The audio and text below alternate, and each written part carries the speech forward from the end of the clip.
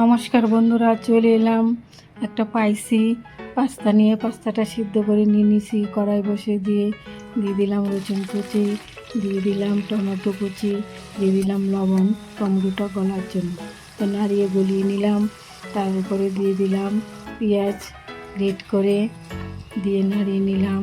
দিয়ে এখন কিছু মশলা অ্যাড করবো: হলুদের গুঁড়ো, জিরার গুঁড়ো, ধনিয়ার গুঁড়ো, লাল লঙ্কার গুঁড়ো, আদা বাটা, কাঁচা লঙ্কা বাটা দিয়ে আমি ভালো করে মশলাটা এখন কষিয়ে নিচ্ছি। কষিয়ে নিয়ে নিলাম, দিয়ে দিলাম পেঁয়াজ কলি, তার উপরে দিয়ে দিলাম একটু গরম মশলার গুঁড়ো, দিয়ে আমি ভালো করে আবার নাড়িয়ে কষিয়ে নিচ্ছি মশলাটা।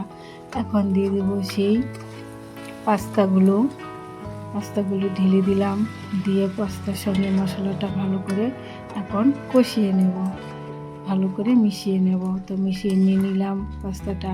তো বন্ধুরা, আমি আজকে বানালাম মশলা পাস্তা।